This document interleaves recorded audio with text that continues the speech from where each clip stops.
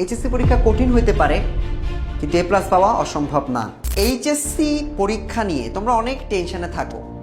আমরা অনেক স্টুডেন্ট পাই, এক রকমের স্টুডেন্ট থাকে যারা মনে করে যে এইচএসসিতে আসলে অনেক পড়া, তারা দিক খুঁজে পায় না, তারা কোথা থেকে শুরু করবে তারা বুঝতে পারে না। অনেকেই তোমরা আমাকে ইনবক্সে জিজ্ঞেস করো যে প্রশ্ন এত এত চ্যাপ্টার জমে আছে, কিভাবে শেষ করব।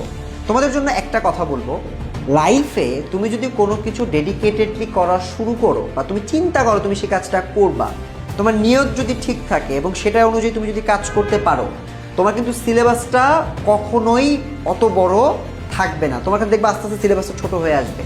যারা আমাকে বলতেছো ভাইয়া এইচএসসিতে এত কম সময়ে geography first paper second paper, ঠিক আছে, প্রত্যেকটা সাবজেক্টের ফার্স্ট পেপার সেকেন্ড পেপার কীভাবে শেষ করব, তোমাদেরকে বলবো এখনও কিন্তু দেরি হয়ে যায় নাই, অনেকটা সময় চলে গেছে, বাট এখনও কিন্তু সব শেষ হয়ে যায় নাই।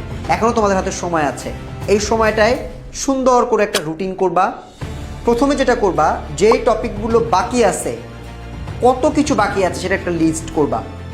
কয় দিনে পড়লে আমি শেষ করতে পারবো সেটার একটা লিস্ট করবা, করে একদিন থেকে পড়া শুরু করবে।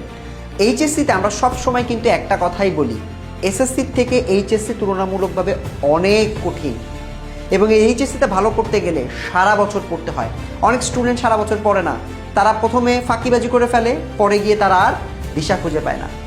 দুই ধরনের স্টুডেন্ট, যারা তোমরা প্রথমে ফাঁকিবাজি করেছো তাদেরকে আমি বলবো এখনও সময় আছে। তুমি যদি একটা রুটিন করে যদি পড়াশোনা শুরু করতে পারো, তুমি অনেক ভালো করতে পারবা। জিওগ্রাফিতে ফার্স্ট পেপারটা বেশি মনোযোগ দিয়ে পড়লেই হয়।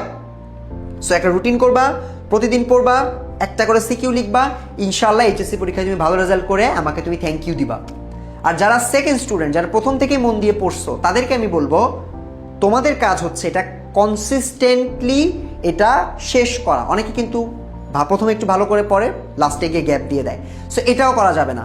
তোমরা যারা ভয় পাচ্ছ না কেন, তাদেরকে বলবো এইচএসসি পরীক্ষা কঠিন হইতে পারে, কিন্তু এ প্লাস পাওয়া অসম্ভব না। আমি কিন্তু এইচএসসি পরীক্ষায় খুব রেগুলার বেসিসে পড়াশোনা করতাম। যারা রেগুলার বেসিসে পড়বা তাদেরকে কেউ আটকাইতে পারবে না। যেই আসুক না কেন, যত কঠিন প্রশ্নই হোক না কেন, রেগুলার যারা পড়াশোনা করে ইনশাআল্লাহ তাদেরকে পরীক্ষা নিয়ে টেনশন করতে হয় না। এসএসসি পরীক্ষায় আমাদের স্টুডেন্টরা যারা রেগুলার বেসিসে পড়াশোনা করেছে তারা ভালো করেছে। আর যারা ফাঁকিবাজি করছো, এখনও যদি ফাঁকিবাজি তুমি বাদ দিয়ে দাও, তুমিও একটা সুপার কামব্যাক দিয়ে দিতে পারো।